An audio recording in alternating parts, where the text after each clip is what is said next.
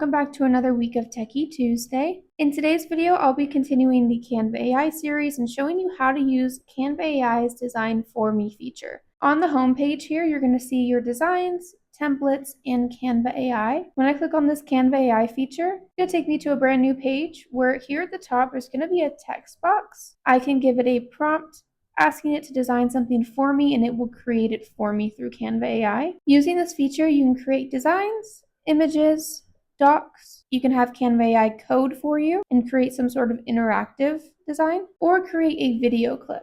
Down here at the bottom, you're going to see recent chats that you may have done, and then also ideas of what Canva AI can create for you. These are awesome ideas. It can create different images for you based on a simple prompt. Same with videos as well. It can design entire flyers. This one is advertising a garage sale in someone's neighborhood. Same down here, it can design a real estate listing ad.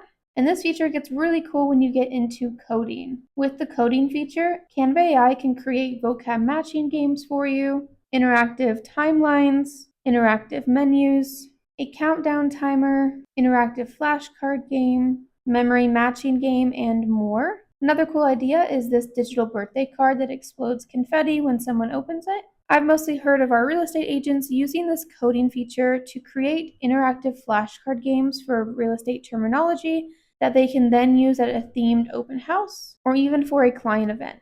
To start creating, you would go up to this text box here at the very top. Here you can type out your prompt explaining what exactly you want Canva AI to create for you. You also have access to insert files for reference. So I could say create an open house graphic for me based off of this existing flyer, and it can kind of use that to create your new graphic. On the right hand side, we have select a source for context. This allows you to choose where Canva is getting the information to create this graphic.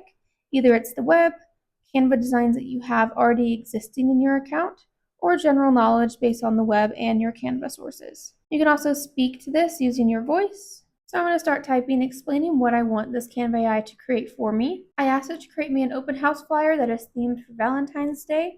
I specified that I want this to be colorful, be fun, and be bright. I want the colors red and pink. And I want there to be a place for me to put the home address, home information, my headshot, and my contact information.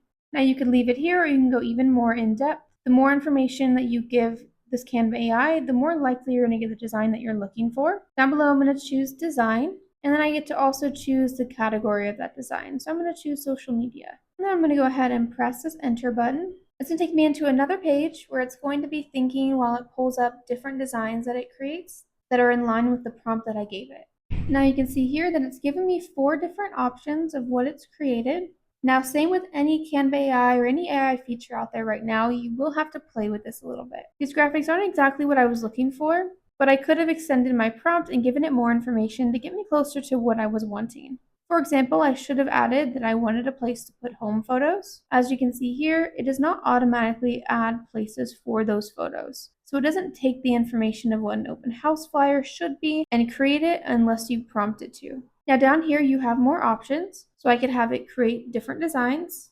I could apply my brand kit. I could add a heart-shaped balloon image or with a playful color theme.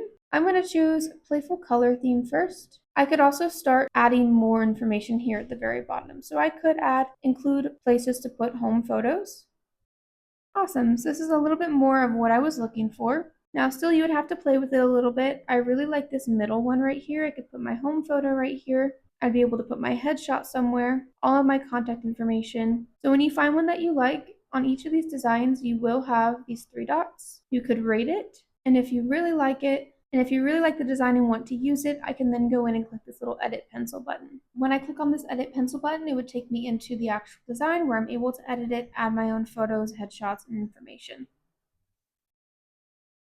Take your graphic designing to a whole new level and play around with this entire section. Create images, docs, have Canva AI code for you, create video clips to level up your marketing. Stay tuned for next week's video where we will be continuing this Canva AI series, and I'll be showing you how to navigate Canva AI's Magic Media section to create graphics and images from scratch. Stay tuned!